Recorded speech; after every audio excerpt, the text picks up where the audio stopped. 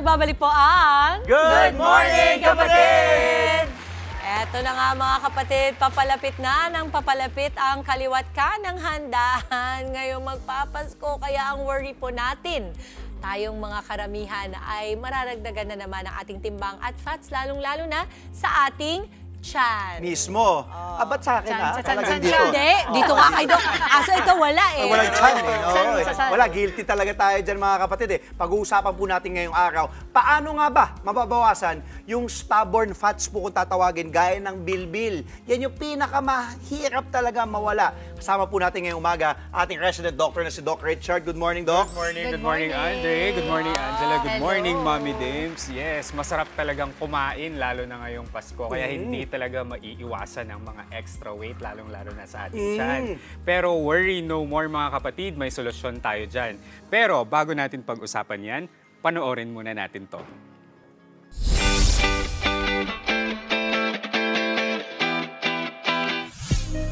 Sakit daw sa ulo ng 29 anyos na si Christy ang kanyang mga bilbil o belly fat.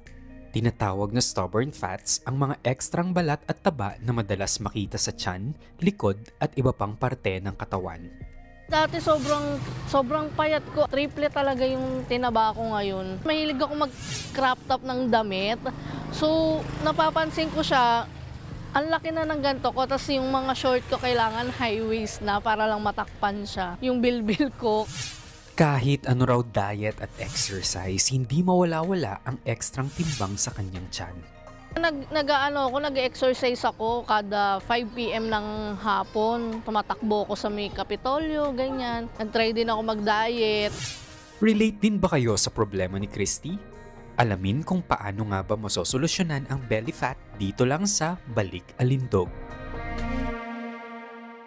Ito na, golden question natin. Bakit ba nagkakaroon ng bilbil, Doc? Totoo ba na kapag masama ugali mo, nagkakabilbil ka? Kawawa naman Kasi lagi sinasabi, alam mo, alak-alak ng bilbil mo kasi masama ugali mo. Lola. Diba? Hindi, pang-inis lang yun. Pang-inis. Paano yung Kawawa totoo, naman. yung scientific? Okay, ito talaga ang mga totoong dahilan kung bakit tayo nagkakaroon ng bilbil. So unang-una dyan yung labis na timbang. Or Overweight. obesity, yes. Oo, so pagkatapos niya, meron din yung kakulangan sa ehersisyo.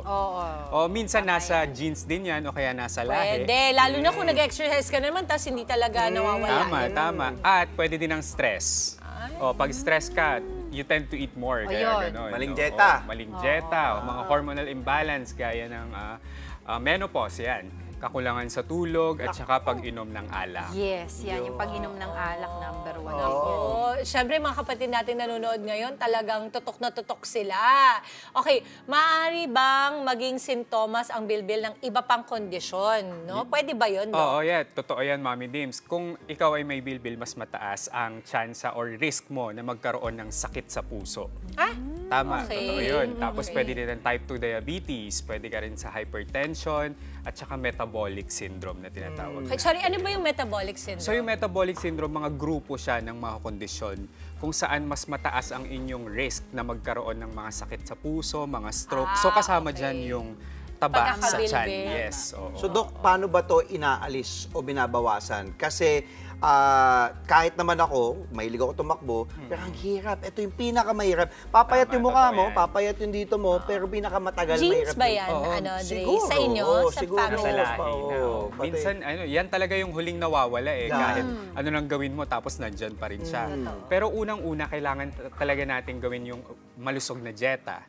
So, diet muna, balanced diet, and then kailangan din mag-ehersisyo. Tapos, kung may extrang budget ka naman, magpakonsulta ka sa doktor, tapos gagawa siya ng mga treatments, kagaya ng mesolipo. So, yung mesolipo, mag-i-inject kami ng gamot directly Para dito, matunaw para yung matunaw taba. yung taba. Ilang mga Oo. session bago nangyayari yun, Doc? Ideally, ang ina-advise namin ay 6 sessions. Gagawin mo siya every week. Tapos pwede na every month after that. Parang maintenance Oo. na. Pati kumonsulta sa doktor. Eh, Yan, kailangan kumonsulta muna tayo sa doktor. Sakto, kukonsulta ako, kaka-coffee jelly ko lang eh. Sige.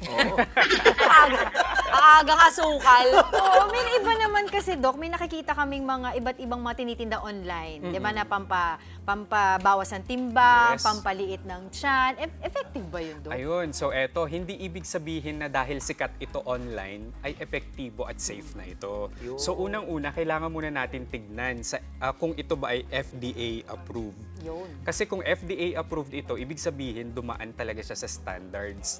So ibig sabihin safe ito na gamitin. Okay, lalong-lalo na ngayon, laganap na yung kailangan, nag-check ka talaga. And this is Tama. readily available online. Online, When you go oo. to FDA's website, you can check the name of the brand Kung legit and it will ba. come. Yes, May mga tama, warnings din Totoo. sila. May hahabol ako. Kasi sabi nila, di ba, Mami Dims, pati Tita Angela, pag mag-sit-ups ka daw, araw-araw, 1,000 sit-ups mawawala. Totoo ba yun? May chance, yes. May chance? Oo, may chance. Kasi Simulan ko na kaya. mababurn. Oo, tsaka Umpisa na mapapagod ka sa exercise, hindi ka na Balita ka, di ba? magugutom. Bakit balita na lang? Pero dapat samahan mo yan ng diet. Mas Oo. maganda para Uy, totoo ma-apekto. yun. Di ba they say that weight loss din daw talaga heavily reliant on diet, Diet. not necessarily exercise. Yes. Pagkain pa rin Diet. talaga. Kasi kahit anong Holistic sit-ups approach mo. yan, actually. Kahit anong workout mo, sit-ups mo, lechon ka naman lechon araw-araw. kasi nga, feeling mo, pag nag-exercise ka, pwede kang kumain. Totoo din yan, ha? Guilty. Oo, sorry na. Ako yung pinaparinggan ko talaga. Yung sarili mo. Oo. Eto naman, Doc, may mga tips ka ba pwede ibigay para makaiwas sa pagkakaroon ng bilbil? For example, yung mga nanonood nating mga kapatid, wala pa silang bilbil, ayaw nilang magkabilbil, paano? Yan. So, ito yung mga tips natin para sa ating mga kapatid para maiwasan ang bilbil. So, unang-una, bawasan po natin ang pagkain ng processed food. Yun. Kasi mataas yan sa calories. Ay, patay. Oo. Tapos, ayun, magkaroon tayo ng controlled calorie intake, umiwas po tayo sa stress, at magkaroon po tayo ng sapat na tulog. Mahirap Ayun. yung sapat na Meron tulog. ako itatanong sa iyo, Doc, kasi sinasabi nila, pagkatapos daw kumain, mas maigi daw tumayo ka, wag mo daw iupo, ihiga, para daw hindi makakontribute yun sa paglaki ng tiyan. How true is that? Is that a myth or a fact? It's a myth. Wala naman talaga siyang Ano ba yan? Nakatayo pa man din ako kung kumain para Kumain diretso eh. na. Ano ba naman? Diretso sa paa Mali na. naman to nasabi na naman sa akin. Magpapakinig talaga ako sa mga kaibigan ko. Kaya ako, kumpiyansa din ako sa luto-luto natin eh. Dahil nakatayo kami Oo, kumakain. diretso Sabi ko, paa na, di ba? diretso to, diretso hanggang... Diretso paa. Oo, diretso hanggang pato.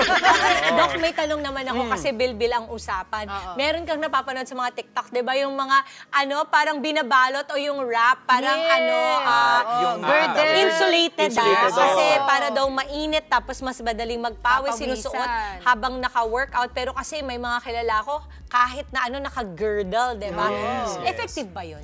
Well, yung ginagamit dito, tapos lalagyan mo ng, para pagpawisan siya, yun kasi yung concept talaga yun. Ayun, effective yun. Pero kung girdle-girdle Oo, lang. Kung girdle-girdle Pero it lang, takes questionable. time. It takes time, yes. No? It takes time Oo. kapag kahit na insulated yung Tama, binabalot. But is it safe for you to wear it the entire day? Kasi Oo. baka hindi ka Ay, makahinga hindi. or something. Yan, tama.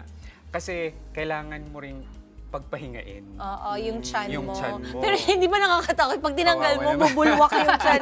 Kasi parang, ganon, hindi. Pinakpin mo Tiis lang ganda rin tayo minsan, kaya kailangan. Ito pa, meron Sige, pa akong sige, tanong. sige, Kasi interesado ako sa ganyan. Totoo ba na kapag kumakain ka daw, di ba yung pants mo sumisikip? Bawal daw yun na binubuksan kasi hindi daw yun nakakaganda sa insides mo or intestines mo when you parang luluwagan mo yung Pag yung busog na pants mo busog after ka. mo kumain. Well, explanation, kung luluwagan mo siya para lang makahinga. Yung tiyan mo. Kasi it's more of comfort na rin. Okay. So, okay lang yun. Okay lang walang yun. ano. Kasi kung masyadong tight, kawawa naman yung tiyan mo. Yun. Or huwag ka na lang kumain na parang busog na busog. Basta kailangan balanse talaga. Tama. Dieta, Balanced pagtulog, diet, lahat, exercise. Iwas Ayun. stress. Yan talaga. Okay. Maraming salamat, Doc Richard. Ang dami na naman namin natutunan at syempre abangan pa namin ang iba mo pang mga balik. Alam, Dog Tips. Mga kapatid, Dimples Romana po, kumpletuhin ang inyong umaga ng mga kwentong puno ng inspirasyon. Salubungin po ang bawat araw ng may ngiti at pag-asa. Kaya't mag-subscribe na po at mag-follow na sa aming social media pages ng News 5.